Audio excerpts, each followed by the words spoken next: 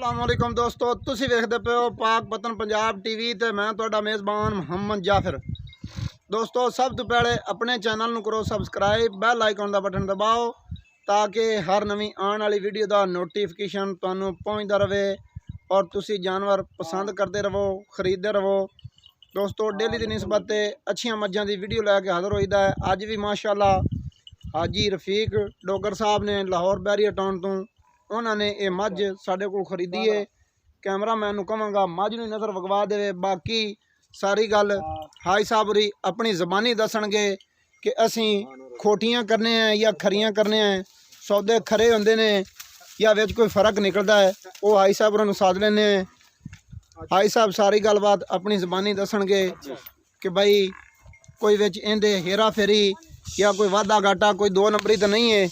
वो हाई साहब होरां नूं साध के हाई साहब आ गया जी। एक माई हाई साहब होरां साडे को अगे ही खरीदी है, उदण छोटे भाई नूं भेजे ने। अज माशाअल्लाह हाई साहब खुद तशरीफ ले आए ने। फोन सुन लेंदे ने तो हाई साहब होरां नूं बुला लेने, सारी गल अपनी ज़बानी दसणगे कि भाई सौदे खरे होंदे ने या कोई गल फर्क वाली होंदी है। संभाल के तसल्ली ना बन दी भाई।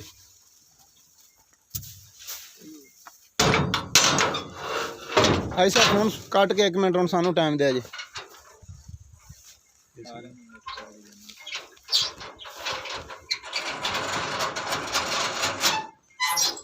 चलो मैं एक मिनट बाद फोन करना, एक मिनट बाद फोन करना। अस्सलाम वालेकुम जी। वालेकुम अस्सलाम। हाई साहब की हाल है? अल्हम्दुलिल्लाह खैर खरीयत है। एक मझ ही लै गए जे साडे कोल पहले ही छोटे भाई नूं भेजे ने। हां छोटे भाई जिन्नी वीडियो ते वेखी ने उन्नी पूरी निकली है या कोई वाधा घाटा आया? माशाअल्लाह ओदो को 10% वाद दी। माशाअल्लाह वाद सी।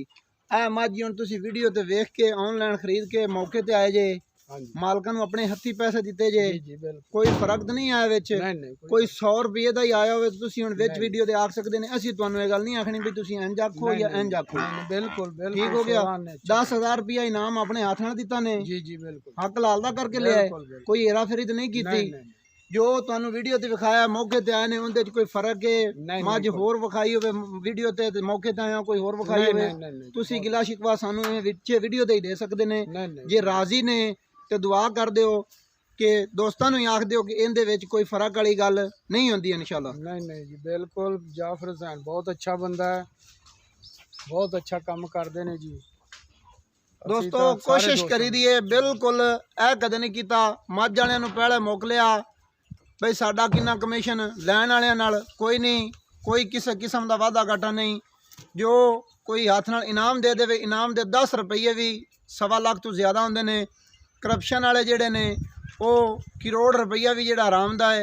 साडी रिक्वेस्ट है सारे चैनल वालियां नूं भी माल वालियां नूं भी, उहदे विच कोई बरकत नहीं होंदी। खरा काम कीता करो, हक लाल दा इनाम हत्थीं लै लिया करो, ठीक है। उस तो बाद नंबर होंदा साडा 0342 42 27 547। मकूल मुल्लां दे जानवर खरीदण वास्ते साडे चैनल नूं सबसक्राइब लाजमी कर लो और लाइक शेयर माशाअल्लाह दा कमेंट जरूर कीता करो। सानू दिओ इजाज़त, नवीं वीडियो दे विच होवांगे हाज़र। अल्लाह हाफिज़। पाकिस्तान जिंदाबाद।